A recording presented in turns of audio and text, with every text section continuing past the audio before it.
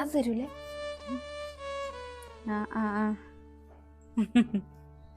നിന്റെ സ്വഭാവത്തിന് ഒരു മാറ്റം ഇല്ലല്ലോ, പഴയതുപോലെ തന്നെ. ഇതെന്തോടോ, ഇതല്ല സ്വാഭാവികല്ലേ.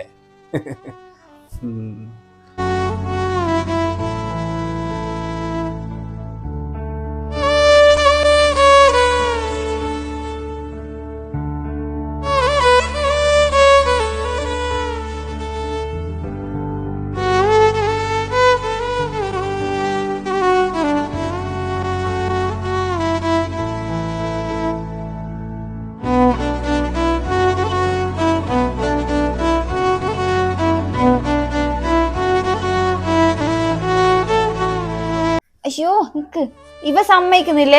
പിന്നെ ഞാൻ വിളിക്കാം, ഞാൻ കുറച്ച് കഴിഞ്ഞിട്ട് വിളിക്കാട്ടാ. വെക്കല്ലേ ഒരു കാര്യം പറയട്ടെ. ഓ അതെല്ലാം പിന്നെ സംസാരിക്കാ.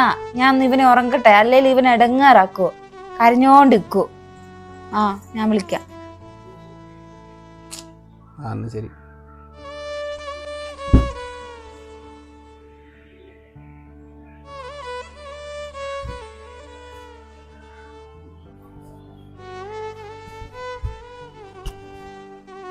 ഹലോ ഷിജു,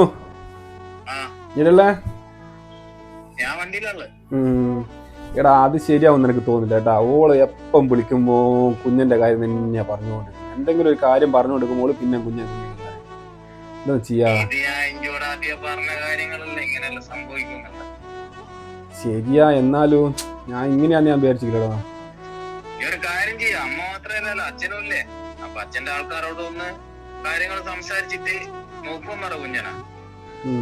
അങ്ങനെ ആക്കിയാ മതി. ഇനി ഒരു കാര്യം ഞാൻ എന്താ പറയുക, രാത്രി വിളിക്കാം. ഞാൻ ഇങ്ങനെ സാധനം കാറ്റിക്കൊണ്ടിരിക്കുന്ന വണ്ടിയിൽ. എന്നായിക്കോട്ടാ, ഞാൻ വിളിക്കാം രാത്രി. ശരി, ഓക്കെ. ശരി, ഓക്കെ. എന്നാ ചെയ്യാ ഇപ്പൊ ഇങ്ങനെയാല്? ഇപ്പം തന്നെ ഈ കുഞ്ഞിനെ കൊണ്ട് ഇങ്ങനെ ഇടങ്ങാറാണെങ്കിൽ കല്യാണം കഴിച്ചാൽ പിന്നെ എന്തായിരിക്കും? കുഞ്ഞിന്റെ കാര്യത്തിൽ എന്തെങ്കിലും ഒരു തീരുമാനത്താണല്ലോ. ഒരു സംഭവം എന്തായാലും വിളിച്ചിട്ടൊന്ന് ചോദിച്ചോ അല്ലേ?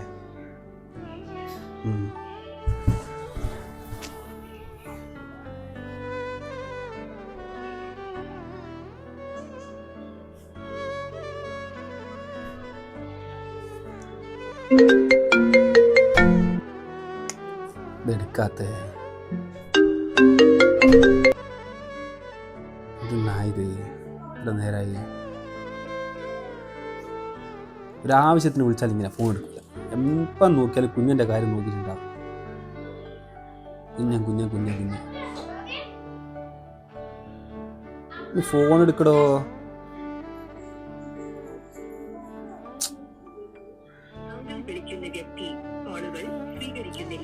ഞാൻ പറഞ്ഞു ഇതെന്നാ ചെയ്യാ ഇപ്പൊ? ഇപ്പം തന്നെ ഇങ്ങനെയാണെങ്കിൽ എങ്ങനെയാ?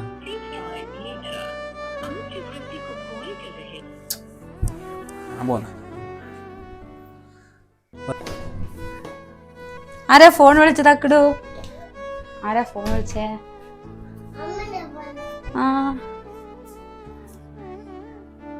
പ്രതീക്ഷ ആണല്ലോ. തിരിച്ചു വിളിക്കട്ടെ.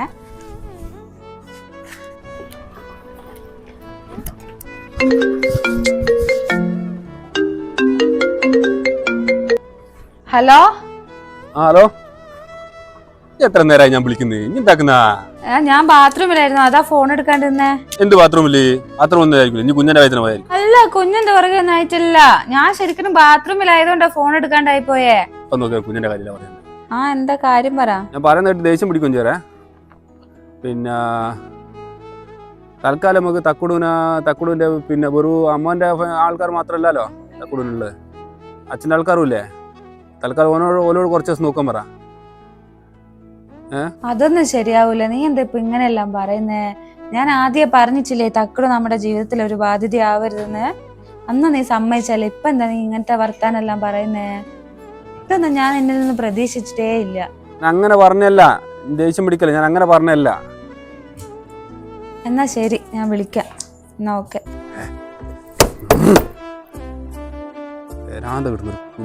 കുഞ്ഞൻ ബാക്കിയുള്ള എല്ലാം കൂടി ഇത്ര കൊല്ലം കാത്തു നിന്നിട്ട് പിന്നെ റെഡി ആയപ്പോ കുഞ്ഞൻ വന്നു.